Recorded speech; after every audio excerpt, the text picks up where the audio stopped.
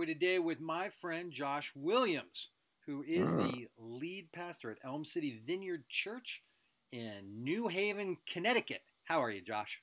I'm well. How are you doing? I am well, thank you. Mm, Hey man, so you Elm City Vineyard, you guys are like a stone's throw from Yale. this is true. And that may seem real normal to you, but for a guy like me from the West Coast, that just sounds like you live in brainiac land. Like you live in sort of like the hmm vortex of everything intelligent. And a lot of people go to your church actually are involved at Yale or are students at Yale, right? It's true. Yeah, a lot of professors, graduate students, undergrads. So we got the Yale gear.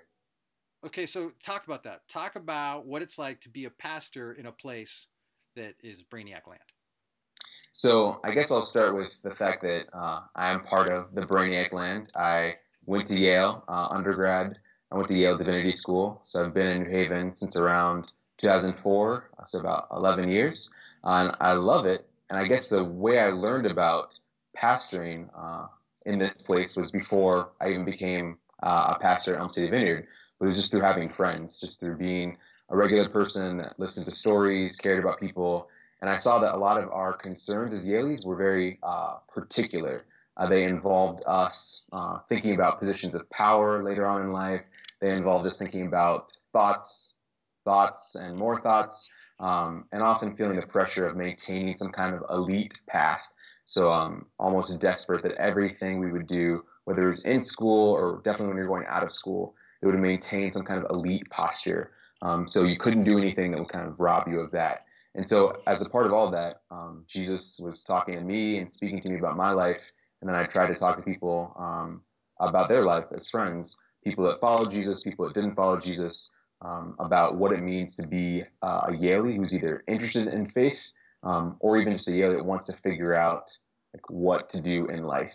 Because I saw sometimes our Yaleness trapped us into a certain like place or way of being, and all of a sudden someone would either go on break for the holiday, take a summer off, instead of doing like the summer on, which would be like an internship or travel, and they would just be a normal being. They'd say, oh my gosh, I didn't realize that we didn't have all these concerns just baked into our humanity. They actually came because we chose to be at this elite school. So that's been really profound to see how, even just with reflection, asking the right questions, all of a sudden someone can see how being at Yale isn't what needs to define them, even though it's a huge advantage and a huge opportunity if you see it the right way. But I think only if you see it the right way. Otherwise, it can become just another shackle on this thing called life. How about for you in your own sort of spiritual formation, spiritual development? How do you Mhm. process standing in front of a bunch of really, really smart people and trying to talk? And, how do you process your identity and your life with God? Mm. Yeah. So now it's really interesting being outside of the Yale bubble a little bit in terms of being the pastor of this church, not having a Yale degree program kind of in process.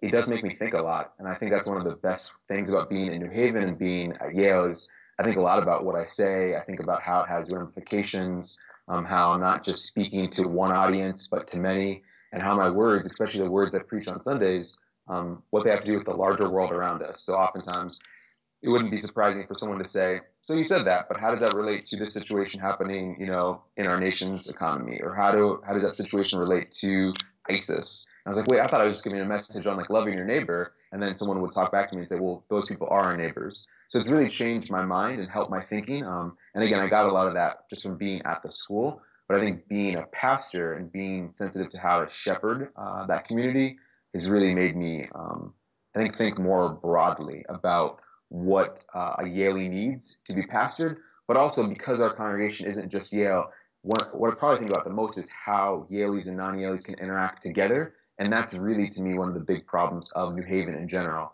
So I feel like if I can solve that, if I can address that in my preaching, in my pastoring, I think I have a shot at helping our congregation do that every day in our lives as we try to navigate what it means to be at this huge elite school and university where I think about 60% of the town works for the university in some way, form, or fashion, which is a crazy number, a crazy amount.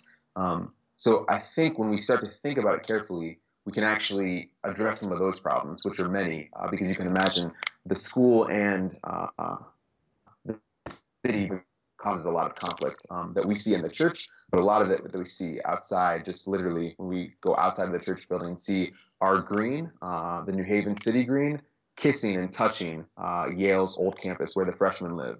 It's not at all far from our church, and they're not at all far from each other. And that's literally what our members go out into every day, and definitely what they go out of Sunday with.